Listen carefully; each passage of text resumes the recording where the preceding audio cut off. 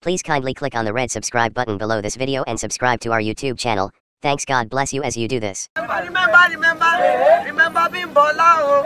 Remember dedication. Remember commitment, oh.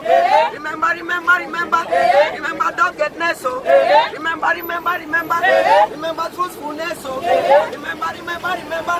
Remember selflessness, oh. When I remember Aisha, water run away me are you.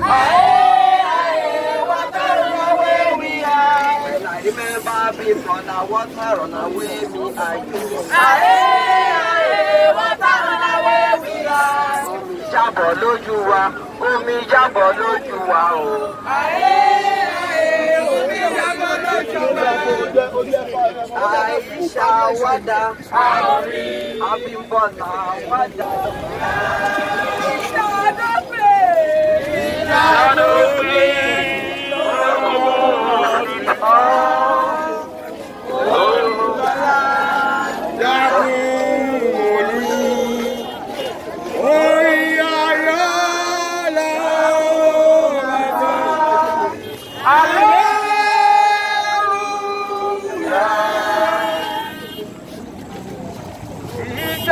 Ìjàdópin ogun ti tán, olùgbàlà dákun olú.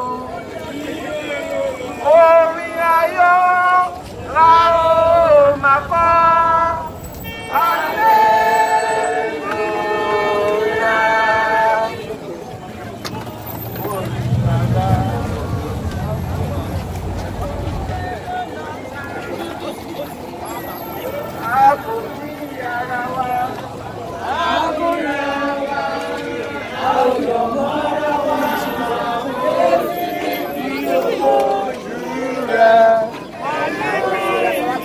Like